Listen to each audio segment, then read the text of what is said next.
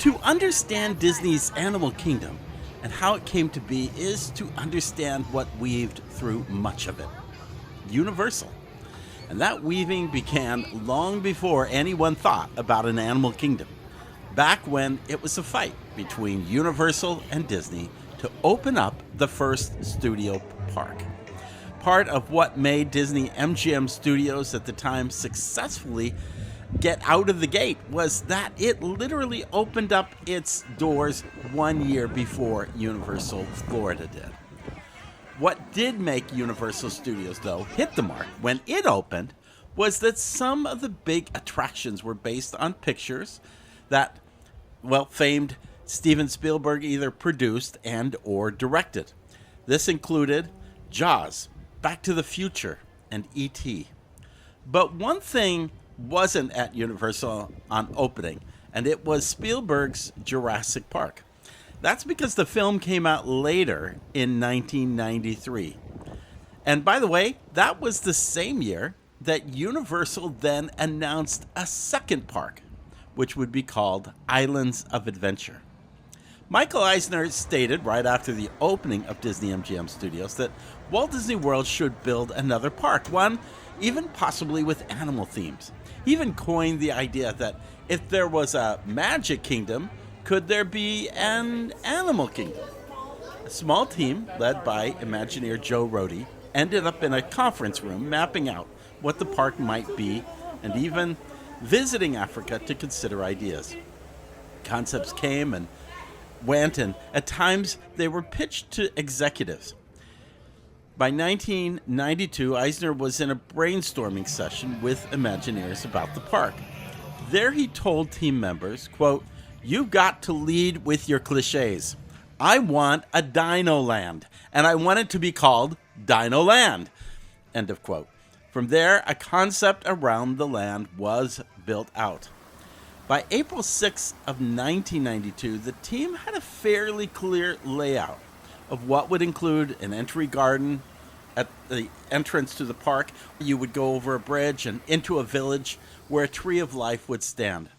From bridges leading out from the island, there would be an Africa section, an Asia section, a Beastly Kingdom section,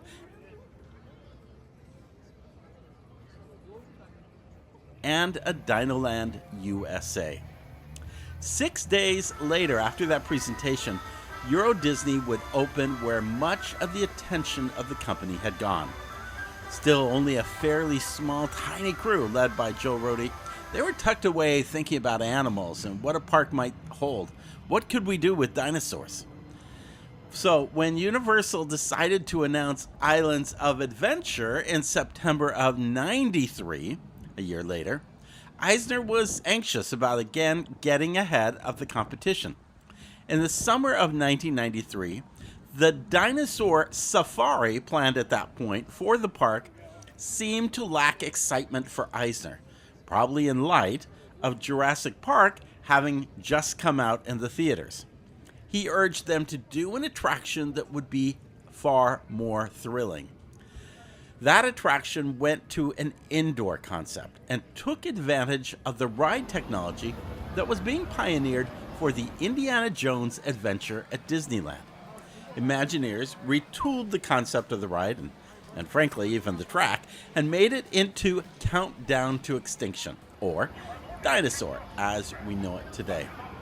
In the end, that skunk works by Joe Rohde and his small team paid off, as they were able to then turn around and open this park with DinoLand in 1998 ahead of its Universal opening in 1999.